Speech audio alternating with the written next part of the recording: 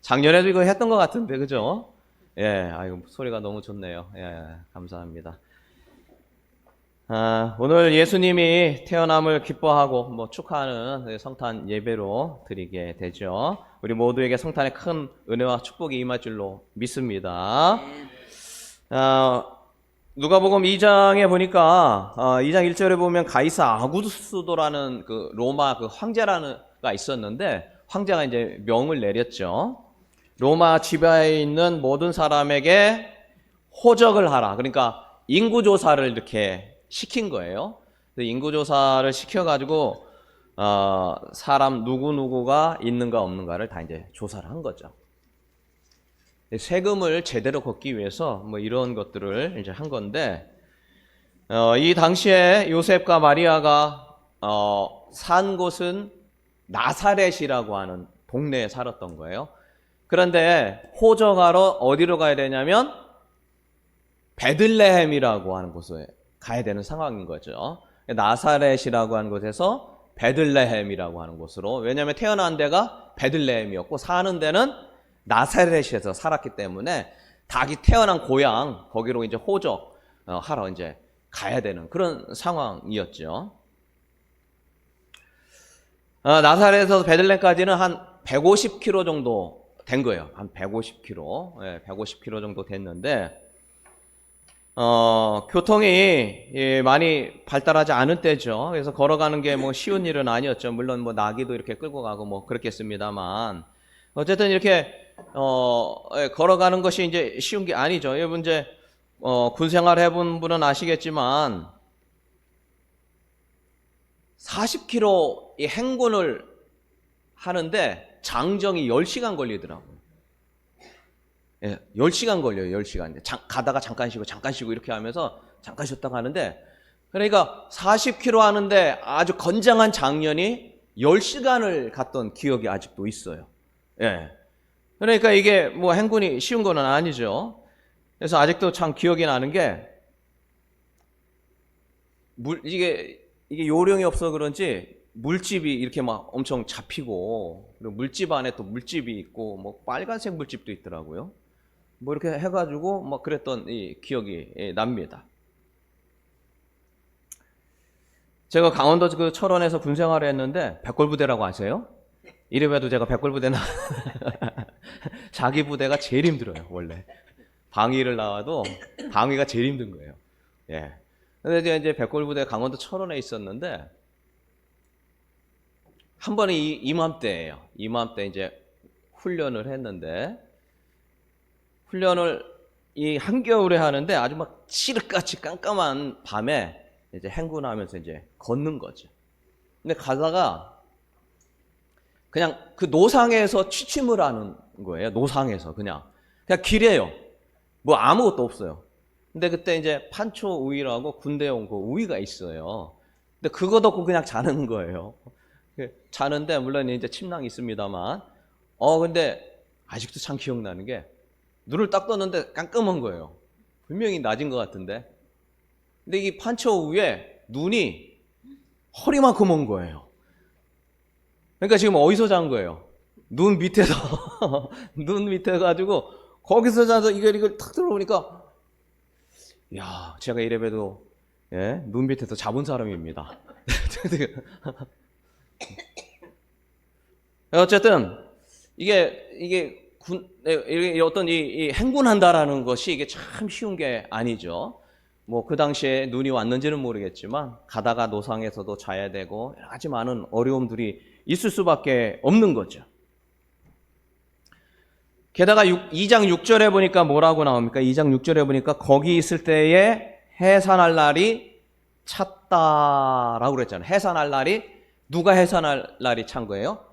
마리아가 애 낳을 때가 다 지금 됐다라는 거예요. 거의 이제 막달인 거죠.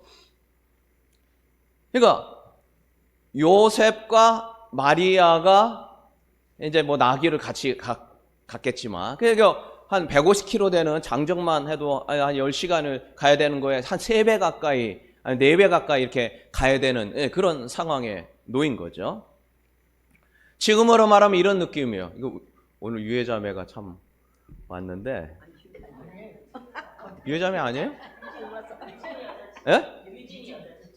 아, 죄송합니다. 마스크를 쓰고 있어야 돼요. 다 유해자매가 맞나 그랬네요. 아, 죄송합니다.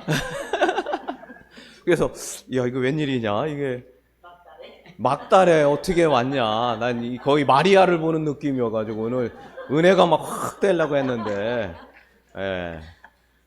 이 지금 유해자매가 다음 달에 그러잖아요. 1월 2일 날 이제. 근데 지금 행군을 150km 하라는 얘기예요. 그 사람 데리고. 물론 이제 뭐 나기도 가지만. 그러니까 어떨까요? 이게 야, 참 마리아의 엄마 아빠도 그렇고 주변 사람도 그렇고 야, 이건 좀 아닌 것 같다라고 다 얘기했겠죠. 유해자매 보고 그거 가라고 하면은 네가 뭔가 좀 잘못한 것 같아. 이게 하나님이 그럴 뿐 아니야라고 얘기했을 것 같아요. 뭐 어쨌든 이제 영이 내렸으니까 어쩔 수 없이 가긴 간 거죠. 그래서 이제 구린도 가기 쉽지 않은 그 거리를 이제 막달이 된 아이를 바로 낳아야 될 그 마리아와 요셉이 이제 같이 걷게 되는 이제 뭐 그런 상황인 거예요. 그러니까 지난주에 누가복음 1장을 보면서 마리아가 하나님께 막 감사하며 찬양하는 그거 봤잖아요. 그래서 야, 내 안에 세상을 구원할 구주가 나셨다니. 막 이렇게 막 찬양하면서 막 그랬던 거 나오잖아요. 그러면서 내 마음이 내 구주를 기뻐하며 만세 나는 복을 받은 인생이다. 복 받은 인생이다. 나는 아주 복 받은 인생이야 하면서 그 믿음이 막 엄청 뜨거웠었던 뭐 이런 거를 보게 되는데 그 찬양하며 어떤 뭐 간증을 했었는데 그런데 여기 지금 상황은 완전히 바뀐 거죠. 이게 막달이 다 돼가지고 이렇게 같이 간다라는 것은 정말 그 어떤 그 치명적인 위험이 닥칠 수 있는 그런 상황에 놓인 것입니다. 그러면서 이 마리아는 이런 생각을 했을지 모릅니다. 하나님은 나를 왜 이렇게 힘들게 하시느냐?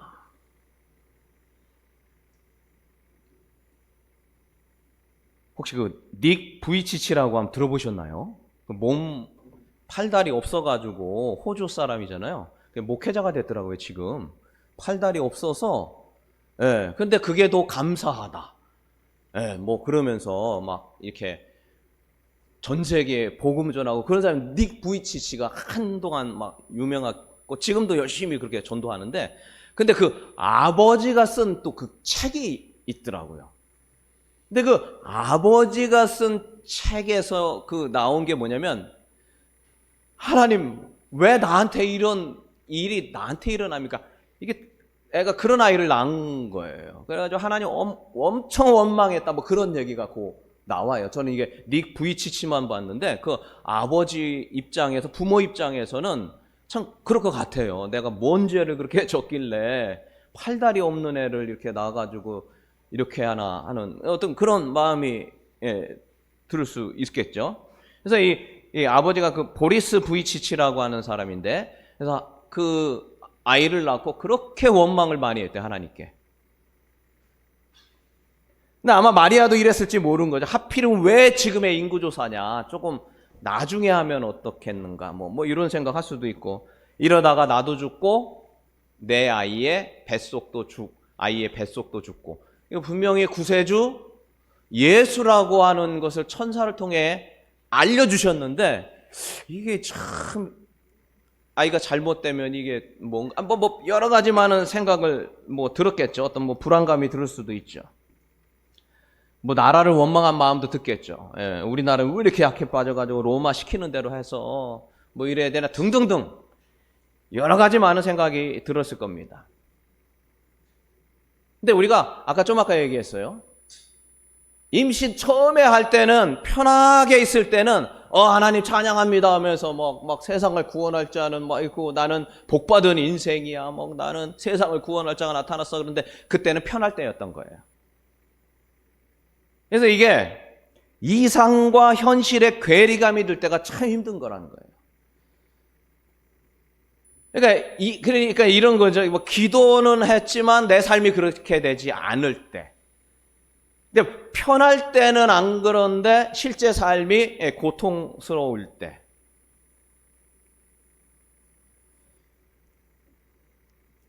이제 제가 미국에 유학 가려고 준비할 때가 있었어요. 30대 후반대인데 미국에 플러신 학교라고 있거든요. 근데 플러신 학교에다가 지원을 했는데 된 거예요. 입학 허가가 나왔어요. 그리고 그 신학교의 기숙사까지 다 가기로 다 해놓은 거죠. 그리고 다 가기로 하고 게다가 제가 그 미국으로 가서 그 교회 한인교회에 거기 이제 거기서 사역할 수 있게끔 다 얘기가 다 하겠다 하는 뭐 그런 어떤 목회자의 거기서 사역했던 분의 이런 것까지 이제 다 이야기가 돼서 이제 저렇게 가면 되는 거예요. 뭐 모든 일이 뭐 일사천리로 막 다 되고 그래서 미국에서 석사도 공부하고 박사도 이렇게 공부해가지고 한국에 와서 큰 교회 가가지고 이제 담임 목사로 가가지고 청빙 받아서 가서 누가 봐도 아주 그냥 부러워할 목회를 해야겠다 막 꿈에 부풀어가지고 막 이렇게 갈 준비만 하면서 그런 적이 있었는데 근데 그 예상과는 다르게 다 될 거라고 생각했는데 비자가 거절이 된 거예요. 비자가 안 나왔어요. 그래서 뭐가 더 잘못됐나 보다 해가지고 다시 또 해가지고 이렇게 해서 또 냈는데 또 이제 거절이 된 거죠. 결국에는 가지 못했습니다. 이게 좀 굉장히 실망이 되죠. 왜냐하면 미국에 가서 이렇게 공부 잘해가지고 목회를 좀 열심히 하고 잘하고 뭐 이렇게 하려고 하고 목회 열심히 하려고 하는데 하나님 왜 막냐?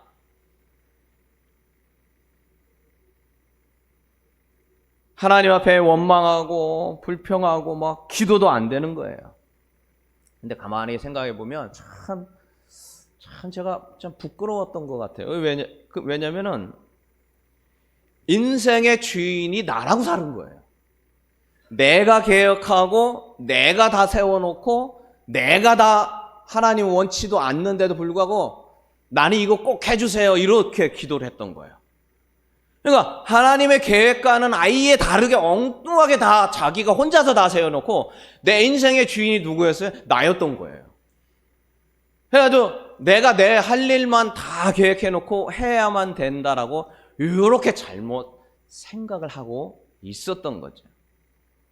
인생의 주인이 하나님이 아니라 내 자신이었습니다. 이게 무슨 사업하듯이 목회하려고 하고 뭐 이렇게 한 거였죠. 아주 어리석은 생각이었죠. 이사야 55장 8절에 보니까 이런 말씀이 있어요. 그거 같이 한번 봐볼까요? 이사야 55장 8절 한번 봐주세요. 자, 같이 읽습니다. 시작. 이는 내 생각이 너희의 생각과 다르며 내 길은 너희의 길과 다름이니라. 여호와의 말씀. 그러니까 하나님이 어떻게 할지는 생각도 안 해놓고 내가 내 길을 다 계획해 놓은 거예요. 그러니까 그대로 안 되니까 실망해가지고 뭐 왜 하나님 왜 이러세요? 뭐 이렇게 한 거였던 거죠. 잠언 16장 9절에 또 이런 말씀 있죠. 다 같이 읽습니다. 사람이 시작. 사람이 마음으로 자기의 길을 계획할지라도 그 걸음을 인도하시는 이는 여호와 하나님이시다. 그러니까 우리가 믿음 생활한다라는 거는 내가 내 길을 계획하는 게 아니에요. 하나님이 어떤 길을 원하시고 어떻게 하기를 원하시는가를 깨닫는 것이 이것이 바로 우리 믿음 생활이다.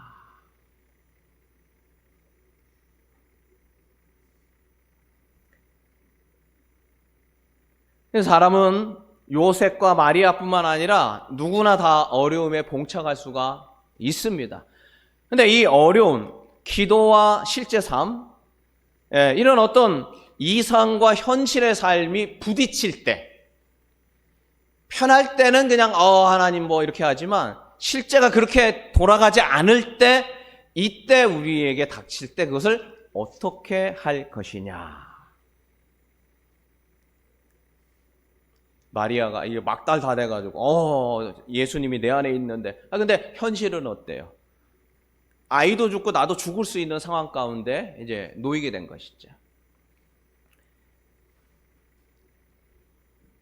근데 요셉과 마리아의 형제의 고통과 어려움은 하나님이 준비하고 있었다라는 거예요. 미가서 5장 2절을 한번 같이 볼까요? 베들레헴 에브라다야 너는 유다 족속 중에 작을지라도 이스라엘 다스릴 자가 내게서 내게로 나올 것이라. 그의 근본은 상고의 영혼에. 이게 무슨 얘기냐면 베들레헴에서 유다 족속 중에 예수가 태어날 것이다 라는 것을 미가서에 미리 말하고 있는 거예요. 그러니까 예수님이 태어나기, 이게 지금 미가서 한 700년 전이거든요. 700년 전에 미리 얘기를 했던 거예요. 근데 요셉하고 마리아는 알았을까요? 몰랐을까요? 당연히 모르죠. 그거 어떻게 알아요? 그러니까 내가 지금 현재 당하는 거는, 내가 지금 어려운 거는, 내가 더 힘든 거는 이미 하나님이 계획을 해놨던 거였던 거예요. 이 행군을 해야 될 이 여러 가지 어렵고 힘든 상황 가운데 있는 것들은 이미 미가서에 나와 있었다라는 거예요.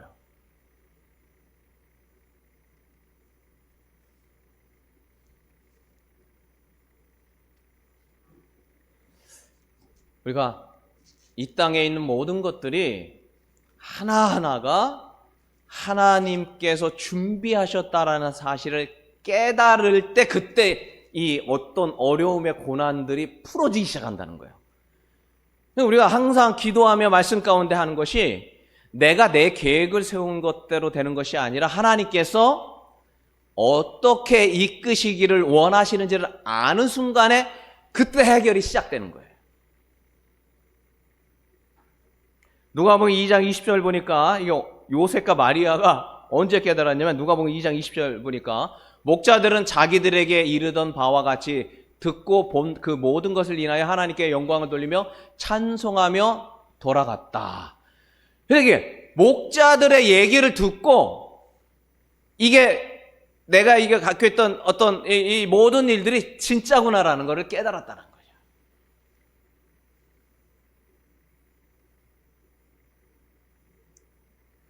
그래서 그 이후에 이집트, 애굽으로 가야 되는 모든 상황과 그리고 또 내게 있는 많은 여러 가지 어려운 여건들을 이길 힘이 하나님이 아직도 지키고 있구나라는 것을 알게 되고 깨닫게 되면서 이 어려움과 고난이 하나님 뜻이 있구나라는 것을 알게 됐다. 그 얘기인 것이죠. 제가 아까 유학 가려고 했던 얘기 했는데, 반년 동안 너무 힘든 거예요. 6개월 동안 아주 기도도 하기 싫고, 모든 걸 다 그냥 내려놓고 싶더라고요. 근데 뒤돌아서 가면 생각하니까, 그때 유학 갈 때, 처자식 다 내팽개치고 나 혼자 가려고 그랬거든요. 저희 아내도 그냥, 왜냐면, 그렇게 하면 리젝이 안 된대요. 그러니까 거절이 안 된대요. 왜? 이게 가가지고 비자를 안 주는 이유가 뭐냐? 가서 눌러 앉을까봐 가족끼리. 그래서 거절이 된다는 거예요. 근데 저는 이제 다 내려놓고 가니까 여기다 다 처자식 다 내려놓고 혼자 가니까 된다는 거예요. 된다는 거. 당연히 될 거로만 생각했는데 뒤돌아 생각하니까 그 안 간 게 하나님 참 복이구나. 그때 갔었으면 정말 고생 많이 할 뻔하고 엉뚱한 길로 갈 수도 있었겠구나. 뒤돌아서 생각하는 거예요. 분명히 가자마자 저희 아내 얼마나 울었을까요? 또 맨날 눈물로 밤새면서 저를 보고 싶어서. 저도 그렇지만 지금도 저 없으면 잠도 못 자는 사람인데 믿거나 말거나. 근데 그때 그렇게 애들 놓고 혼자 갔었으면 얼마나 힘들었겠어요. 이제 하나님께서 이제 나중에 지나서 알게 해주신 것이고, 또 한국에서 또 석사 또 박사하고 그 길을 하고 또 여러분과 만나서 또 하나님의 귀한 사역을 준비케 하신 거 아닙니까? 여러분, 하나님이 다 계획이 있는 줄로 믿습니다. 지금 당장 해보기는 이럴 것 같아도요, 지나보면 다 하나님 뜻이 있는 거 알게 돼요. 결국에는 이 요셉과 마리아도 목자를 통해 듣게 됐잖아요. 그러면서 그 다음에 하나님이 계획이 있겠구나라는 걸 믿게 돼서 지금의 아는 우리의 예수님이 태어나게 되고 환경을 이끄신 걸 보게 됐다는 것입니다. 이것이 모두 하나님의 은혜임을 깨달았다는 것이죠. 요셉과 마리아에게 있었던 어려움과 고난은 하나님의 다 뜻과 계획이 있었다라는 것을 깨닫고 그로부터 해결할 실마리가 보였고 성탄의 고통을 통해 하나님의 은혜를 알게 되었다는 것입니다. 우리 옆 사람과 한번 인사합시다. 하나님은 다 계획하고 계십니다. 시작. 하나님은 다 계획하고 계십니다. 여러분, 죄 짓는 것도 계획할까요? 안 할까요? 하나님이요? 다윗이 그 나쁜 짓 하는 거 계획할까요? 안 할까요? 어떨 것 같아요? 제가 참 힘들었던 게 있어요. 그 뭐냐면 하나님과의 영적인 교통이 안 된다고 느낄 때가 가장 힘들어요. 그러니까 기도할 때 기도가 안 될 때가 너무 힘들어요. 내가 주여 하나님 어떻게 할까요? 하나님이 은혜를 내려주셔서 그러면 이게 참 이 기도해 보신 분들 알잖아요. 하나님의 은혜가 위로부터 임하는 이런 어떤 은혜가 임하면 세상에 뭐 힘들어도 그 아무것도 아니잖아요. 은혜가 임하면. 근데 가장 힘든 거는 그 은혜가 없을 때가 너무 힘들다라는 거예요. 그 은혜라는 것. 하나님이 같이 하고 있다라는 걸 느끼지 못할 때. 예. 근데 어느 순간에 제가 가만히 생각하니까 너무 내 입장에서만 생각을 한 것 같아요. 이게 아직도 어린애구나, 내가.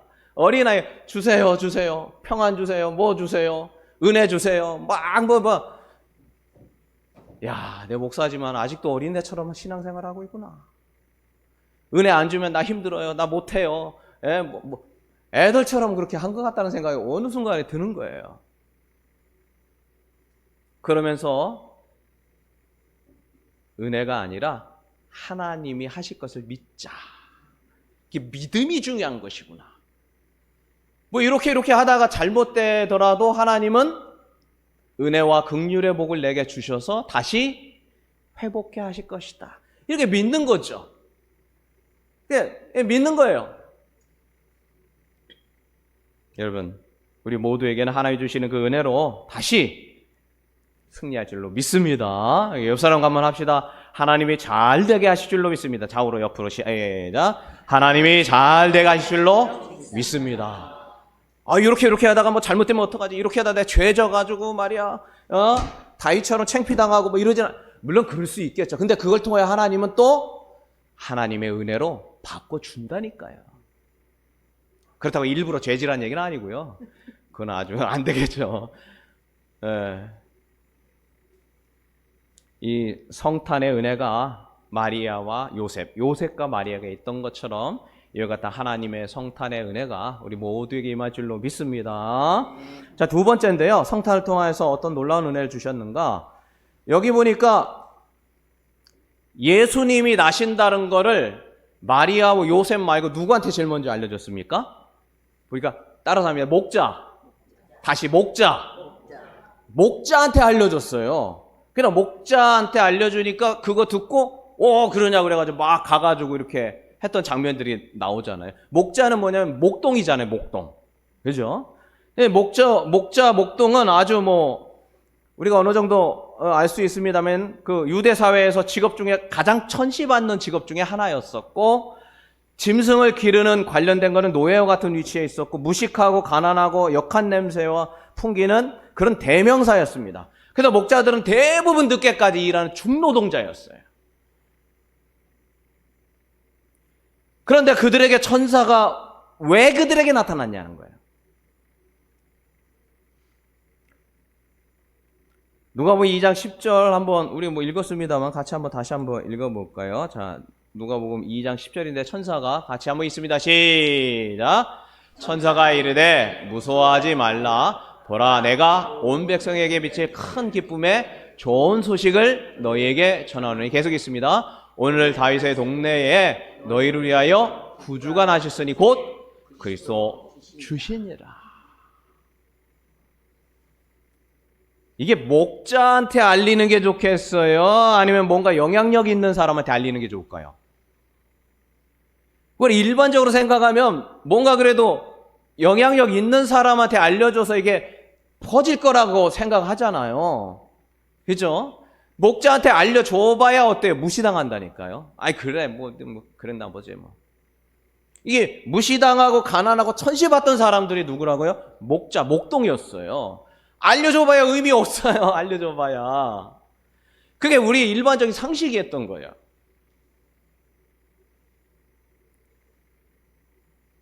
누구도 귀 기울이지 않아요. 근데 이 천시받고 멸시받는 이 사람들에게 가장 먼저 알려졌다는 것이 바로 기독교의 놀라운 신비라는 거예요. 고린도서 1장 27절에 보니까 이런 말씀이 있어요. 그러나 하나님께서 세상에 무엇한 것을 미련한 것을 택하사 지혜 있는 자들을 부끄럽게 하려고 하시고 세상에 무엇을 택하여?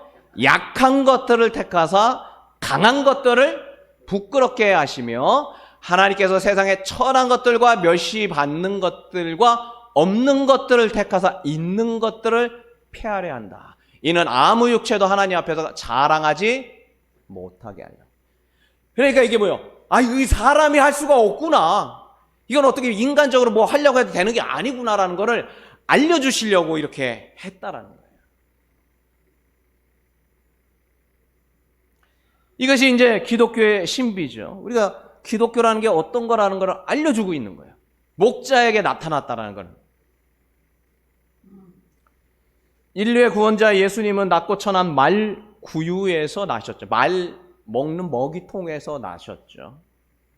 냄새나고 더럽고 천시받고 차디탄 말구유 말 밥통이죠. 거기에서 나셨다는 것이 바로 기독교가 진리임을 알려줍니다. 왜냐? 불교의 창시자였던 석가는 왕족으로 태어났습니다. 그래서 안락한 곳에 태어난 거죠. 이슬람의 창시자였던 마호멧은 상인 집안의 유복한 가정에서 태어났어요. 유교의 창시자였던 공자는 노나라의 무관의 아들로 괜찮게 태어났어요. 그러나 예수님은 그 누구에게도 알려질 만한 건더기가 없어요. 알려졌다 할지라도 무시당해요. 인류의 구원자 예수님은 낮고 천한 말구유에서 나셨다라는 사실은 상당한 의미가 있다는 것이죠. 하나님께서는 얼마든지 예수님을 석가처럼 안락한 왕족으로 태어나게 하실 수 있고 마호멧처럼 유복한 아들로 태어날 수 있게 하셨지만 그렇게 하지 않았다라는 사실을 꼭 기억해야 할 것입니다. 여러분 누가 천국에 갑니까? 여러분은 천국에 가실 수 있나요? 저는 천국에 갈 수 있을까요? 심령이 가난한 자가 복이 있어서 천국을 간다. 여러분의 심령은, 저의 심령은 가난할까요?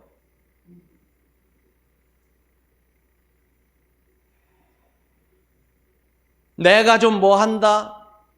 그거 아니에요. 내가 좀 뭐 할 수 있다라는 거 다 내려놓는 것. 주님은 뭔가 할 수 있을 것 같다라고 여길 때 찾아오지 않더라는 거예요. 내가 아무것도 할 수 없구나 할 때 그때 찾아오시더라는 거예요.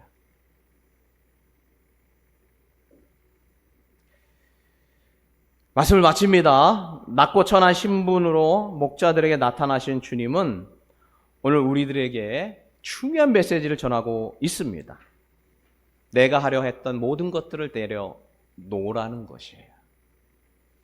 주님은 할 수 없고 낮고 천하고 가난하고 무식하고 그러한 자들에게 가장 먼저 찾아오시고 알려주신다. 이 사실이 참 의미 있습니다. 누가 천국에 갑니까? 심령이 가난한 자.